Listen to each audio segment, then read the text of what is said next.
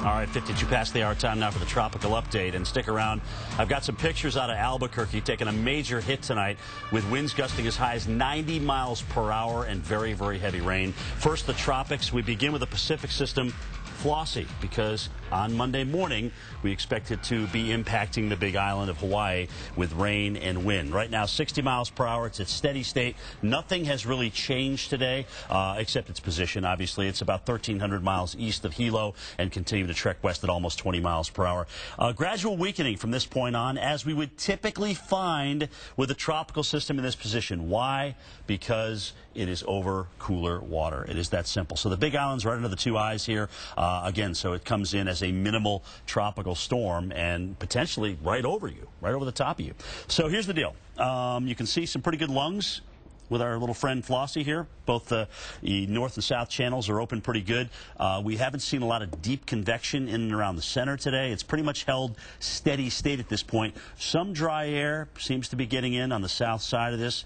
Not surprising given the dry air that we see certainly on the satellite. The other thing that's working against it as we look at the visible image, and of course the reason why this image changes is because the sun is going down here, and you can take a look at a nice close-up shot, but there's occasionally a burst or two in and around the center and through here because of the fact that the storm does have a circulation center. This is what I call an MRI. It's a microwave image, and before you see any type of an eye on an IR or even a visible satellite image, you will see it on this image. This TRMM shot, which is 35 gigahertz, if you want to get into the particulars on it, looks really at the lowest part of the circulation, and it gives us an idea of some of the banding in through here that's around the storm. It's not quite closed off yet. I mean, we don't have a perfect center at this point, but we have something that certainly has enough structure to keep the convection going, keep the thunderstorms going in and around the circulation. So now we watch Flossie work its way over those proverbial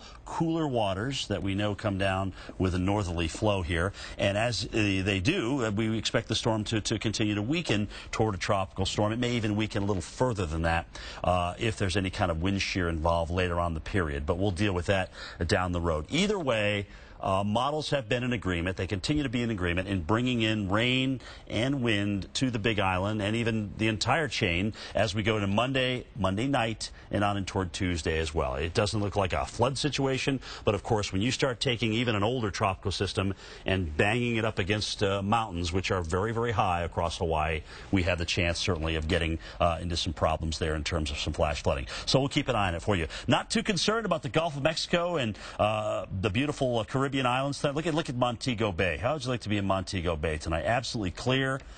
Get your feet in the sand. Oh, just absolutely fantastic. So we're good there in terms of anything developing. But some of those upper level winds are actually going to stretch out toward Dorian, which miraculously is still a tropical storm at 40 miles per hour, albeit it's on its last leg.